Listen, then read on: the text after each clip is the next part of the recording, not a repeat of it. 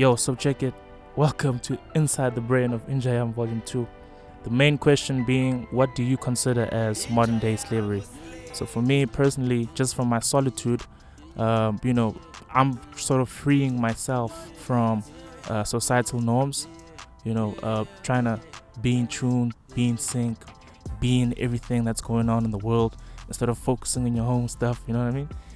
All these songs were conceptualized and were from like my personal trials and tribulations.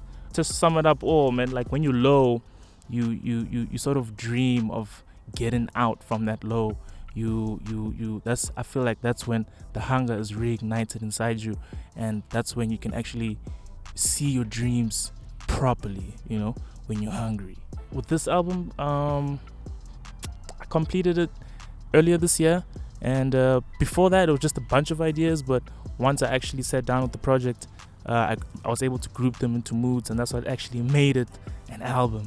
So yeah, man, you can call me Santa Claus with the vibes, Santa Claus with the vibes. So there was a point where I wasn't really seeing the whole dream like in its whole entirety, and like until the song with KO and MT came along, it was a little shaky. This is that type of song that makes you feel like you're on top of your game. When you feel like that, you should use your experience, your pains, your failures as energy to move you forward. KO brought a cool perspective to this joint on the hook. He said, whatever doesn't benefit you and your time shouldn't be a thief of your time. Don't just do things just for the sake of doing it. It's all our excuses that actually keep us from achieving what we want to achieve. I'm still the same nigga from the primary school, and stay on the grind and stay hustling and keep quiet and enjoy your peace.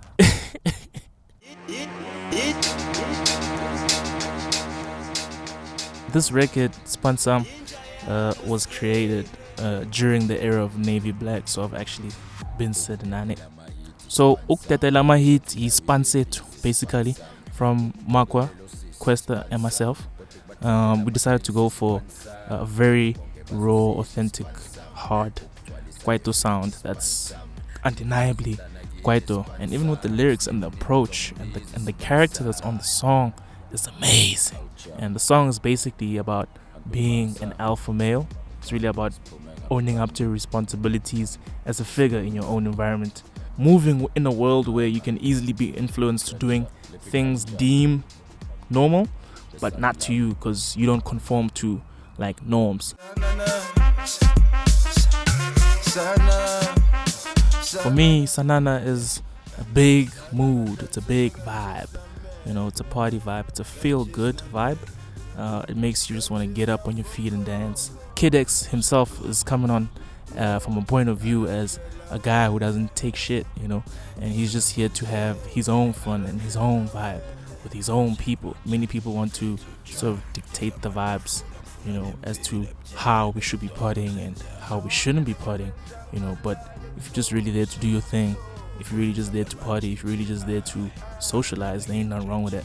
I feel like in the club, we don't do things that make us happy, because you went to dance and to have a good time, but you looking at somebody else, you're looking at what they're wearing, you're looking at what they're drinking, and it's now making you feel some type of way, like you gotta drink that too when you just want a beer.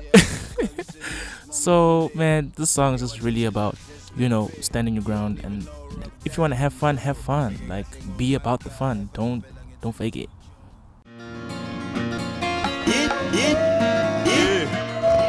So with the intro, we had to go a little grungy. We had to set the mood. It had to be cinematic for me, to carry the message of like, we're in our bag and we're coming to get it all.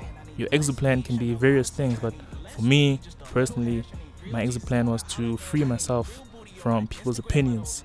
There's a line in the song from Maclara, we came from the dark, that's how we shine.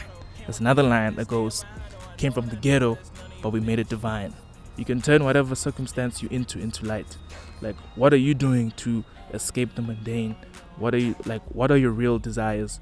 What life do you secretly want? We all dream, and all our dreams are different, and we don't have the same paths, and it's cool to draw inspiration from people.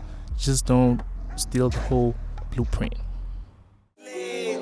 I'm like, please, I don't wanna see myself beg, oh please. Please, I don't wanna see myself beg, oh please. So this is a big mood of being in your bag, being a boss, dominating, we're all independent. Myself, Flame, Frank Casino, all have our own record labels, so we chasing our own dreams separately, but we're able to meet and speak one language, and that's hip-hop. And that's how this record is just a boss move on its own. So we'll make sure we're bringing the jig, make sure we're pumping the streets, make sure we're banging the club. So yeah, get your jig on, please. Ain't closing no curtain, and that's one thing for certain, baby. The aim of this record is to carry a message of like, you're the boss of your own destiny. If you give up, so do your dreams, bro. A lot of people will try getting your business, trying to figure out what you're doing, how you doing it, but ultimately it's up to you. People been asking where I was, but I was working on a better future for myself. It's a choice I made to shut out all the noise and just focus on my own. You can plan stuff out. You don't have to wait for a plan. You know what I mean?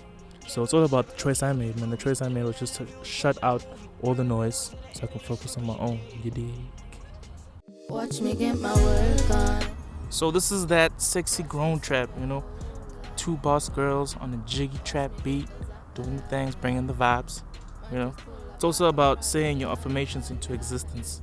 You have to be able to see the dream, envision your desired or preferred life, not feeling entitled to it though.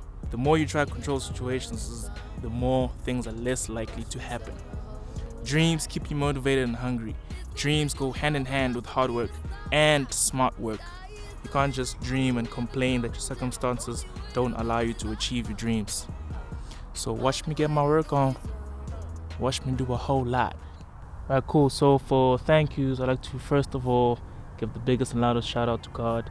I don't think I was able to do everything that I've done without like His power, you know what I mean? I also like to say thank you to my dad. I never really say thank you enough to him.